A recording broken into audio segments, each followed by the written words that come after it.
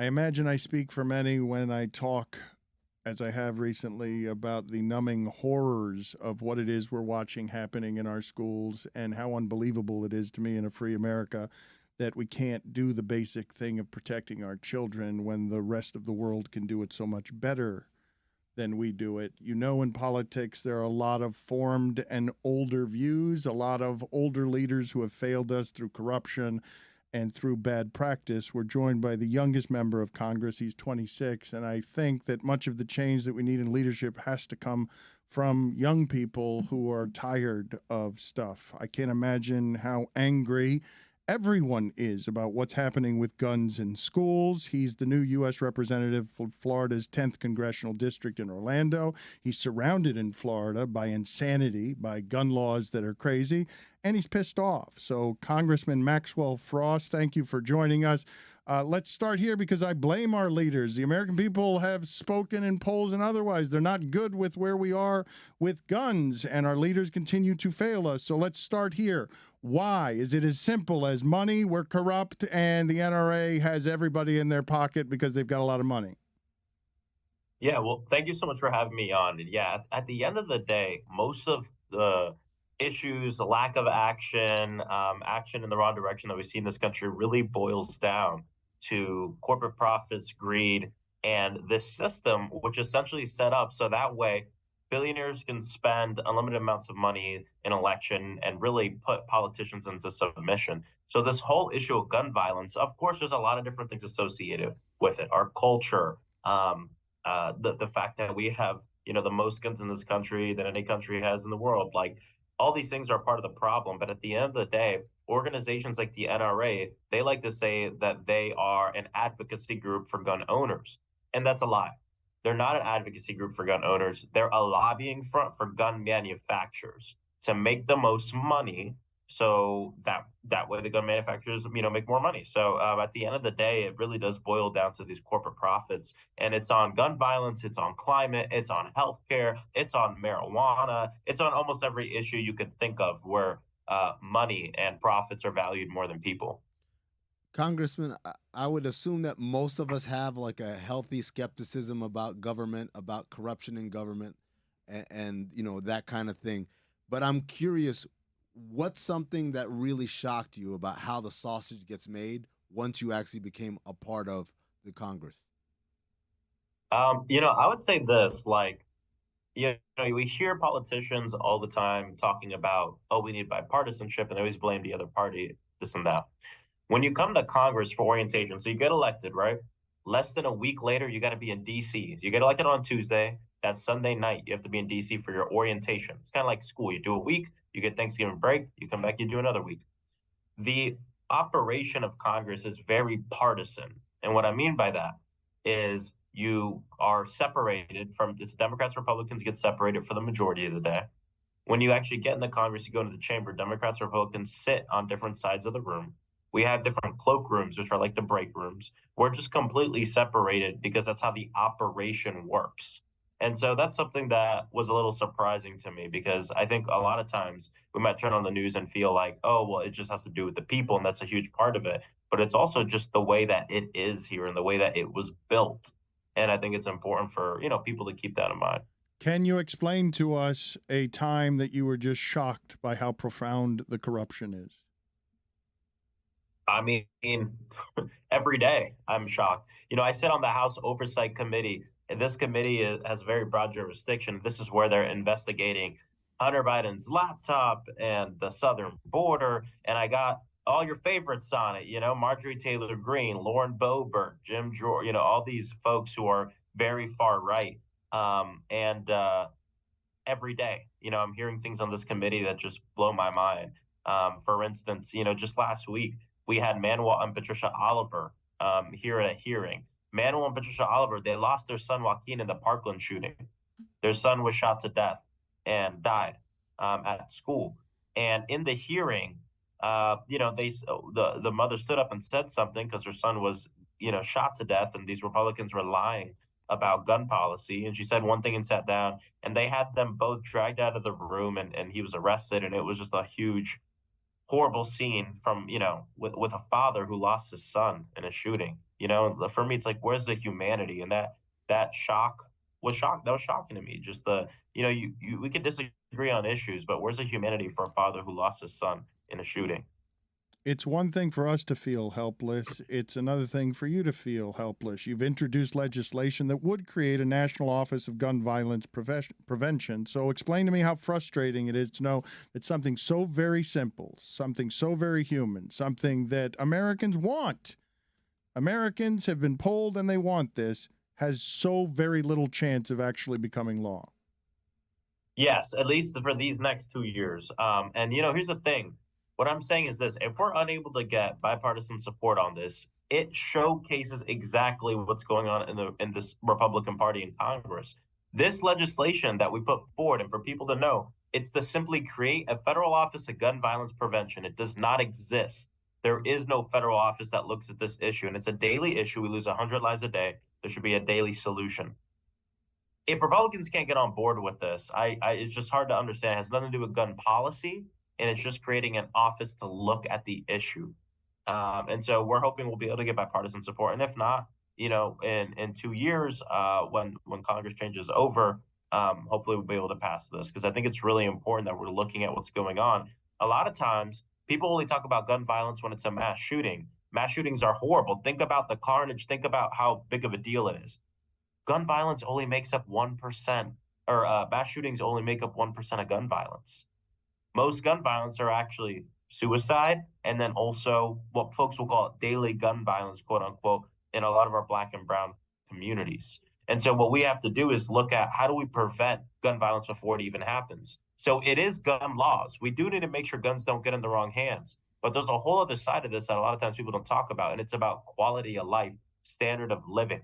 When we fight for healthcare, dignified wages, a good environment, good job, if you have the resources you need, you're less likely to use a gun to solve your problems. And that is how we're also going to end gun violence too. So it's a broad issue. It's not just about, there's not one bill that's going to solve it all. But I'll tell you this: if we can pass a bill and it can save 1, 2, 3, 4, 5 lives a day, I think that's worth it, because behind every number, there's a human, there's a person. And I think it's really important we save lives. Well, you said that's how we're going to end gun violence, and you also used the word hopefully. I'm imagining purposely, but do you have any hope, real, tangible hope, that your generation will refuse to let lobbyists continue to put children to death? I think so. And the reason I say this is because this generation we're seeing, Gen Z, is the most progressive generation in the history of our country. And that is really exciting to me, because what that means is this whole new cadre and generation of voters, these are people who are voting, these are our future leaders. They're seeing the world through the eyes of the most vulnerable. And at the end of the day, I joke around that the age of single issue voters, it's going away, because the young people, you talk with them, they care about climate change. They care about they care about gun violence. They care about wages. They care about everything. And the politics is based around this. I want you to have what you need to live your best life. That is it. I don't want anyone to get in your way, and I want you to have the resources you need. And that's what the politics is about. It's a politics of love. Because, if you love somebody, you want them to be free of gun violence. If you love somebody, you want them to have health care. You want them to have housing. You want to be able to start a small business if they want to start a small business. And that's the type of politics that I think, I don't speak for a whole generation, but broadly, when you look at the numbers, that, this generation's excited about. Congressman, you are the youngest congressman or congressperson in the House. How does your age help you, and how do you feel like it might hinder you? Yeah, well, I think it helps the institution, because, like, when I sit down, right, and I'm at these tables, number one, I don't sit down and go, let me make some Gen Z legislation. You know what I mean? Let me, but what I am doing is I sit down and say, let me bring my authentic self to the table. And being a member of Gen Z, being a young person who's grown up in this country, in this generation of lockdowns, this generation of shootings, this generations of Black people being lynched in broad daylight, and seeing the videos on Twitter, like this generation of trauma, I bring that experience with me to every table I sit at. I'm also the first Afro-Cuban to be elected to Congress. I bring that experience with me too.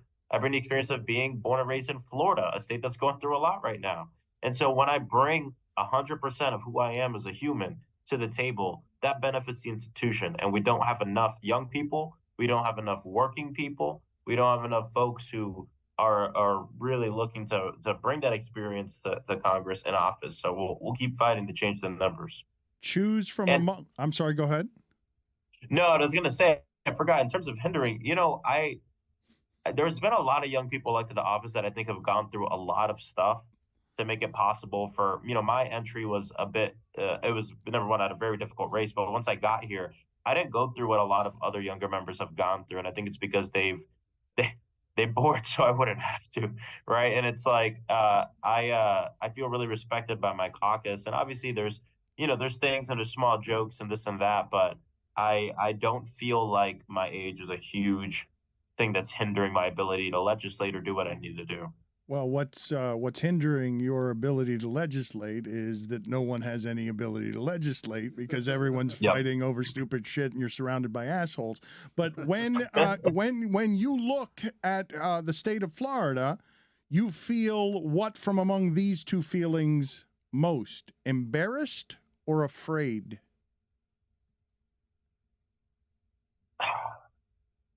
I mean, both, but I don't want to cop out. I would say afraid. And the reason is this. We have a governor who is abusing his power to target people who would disagree with him and things he disagrees with. And it's straight up fascism in our state. He's literally using his power as governor to change universities. He's using it to close small businesses. We saw in Plaza Live Theater in my district, they hosted a drag show. He hates drag shows. So now he's trying to take away their liquor license. People don't know, if you take away the liquor license of a music venue, they close down. That's the biggest point of profit for them. So he's banning books from schools. He's doing things that, for me, I think about America and I'm like, these things shouldn't be happening here. And so it is scary. And a lot of times people chalk it up to a culture war, and that's part of it.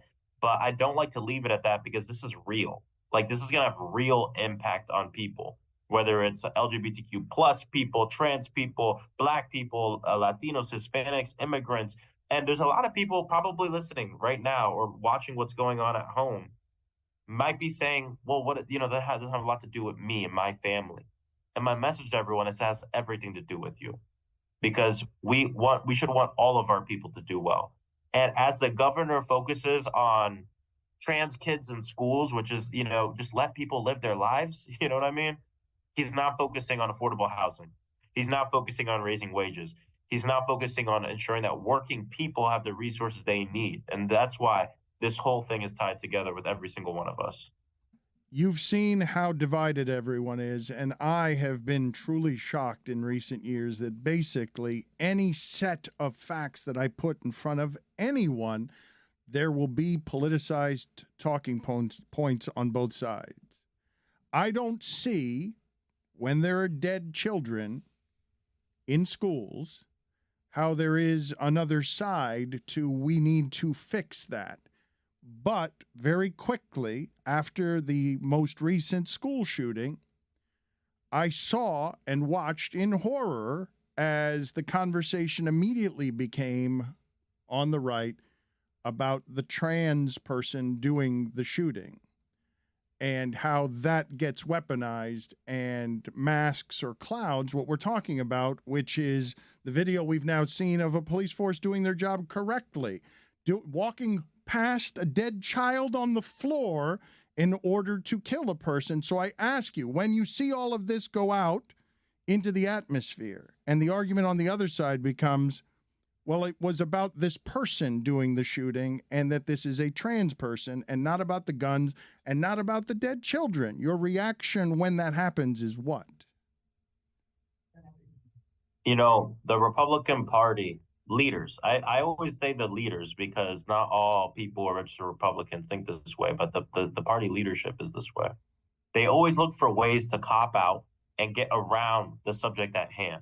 The guns, the conditions, and what leads to gun violence. They don't want to talk about it because they are bought and paid for by these lobbies and corporate interests that literally operate them like a freaking puppet. And so they're going to look for anything they want. The shooter is a trans person. oh, this and that, oh, mental health. But even now, I'll tell you all, now they're starting to at least be a little honest. I heard a Republican just yesterday, one of my colleagues, say in an interview, there's nothing that we can do about this. It's just going to happen. Just throwing their hands up in the air. We were sent here to work. We were sent here to fix problems. We're not going to throw our hands up in the air. I saw that video too. Walking by a debt. Everyone should see that video. Everyone should see that video because people need to understand the carnage that happens, not just in our schools, in our communities, on our blocks, every single day in this country. And the inaction or, passing the buck or blaming trans people or whatever, it's disgraceful, it's bullshit. And it's part of the reason why 50% of this country doesn't vote because they look at politicians like that. They look at their leaders and they see cowards who are not willing to actually work in a country where people are working more and getting paid less. And it's disgraceful.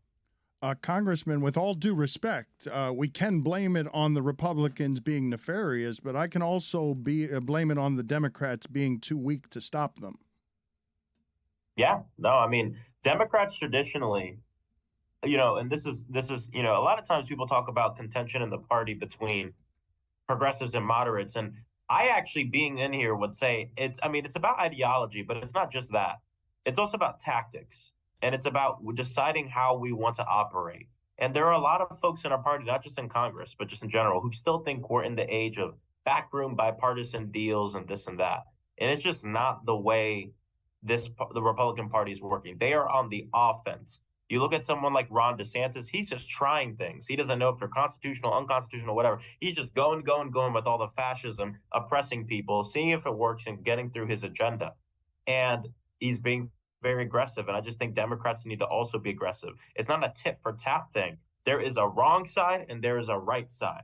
It is wrong to oppress minorities. It is right to fight for a world where we don't have gun violence. I have a moral clarity on that will not be shaken. So when I'm aggressive and I take to the House floor and I say these people are bought and paid for, when I say the next mass shooter is planning their shooting now, it's not about being hyperbolic or anything. It's about telling the truth. And I'm part of this wave of our party that believes that we have to be more aggressive because we have the most popular agenda, but polls show time and time again that a lot of folks will, like the Democratic agenda, but not like the Democratic politics. And Florida is a good example of this. And I think we just have a lot of work to do. I want to work in a bipartisan way on things that are going to help our people 110%. But if you look at what Republicans are talking about here in Congress and across the country, it's about woke, whatever the hell that means. It's about marginalizing trans people, banning books and Black history. There's no bipartisanship there. They're wrong. We're right. There's nothing else to say about it. And polls show that the public is with us. It's not about sides. It's just about what is right here and what is in line with American values of freedom and liberty and people having the ability to live their lives. Is there a Maxwell Frost of the Republican Party? Like someone like you who maybe the politics are different from yours, but is genuine and earnest and not kind of doing things the old way. Yeah, it's complicated. There are people in the Republican Party, congressmen, congresspeople that I believe actually have good intentions, and they're just, they're old boy conservatives, but they're in a party that is actively moving towards just like fascist right-wing ideology, and they're complicit in it because they're not speaking up because they're going along to get along. And so you have to, weigh how you want. And so there are people though who want to work in a bipartisan way. They just have a different ideology. I get that. I'm here to work with them. But you have to understand, people understand the very right wing of the Republican Party is running the show right now. It's the party of Trump. It's the party of Matt Gaetz. So, that's what's going on. And so those more reasonable voices are lost in the fray. Congressman, thank you for being on with us. We know that you're busy, and please, dear God, fix it because it feels so very hopeless, and it's angering and more angering by the day. Thank you, sir. Appreciate y'all having me on. Have a good day. Thanks.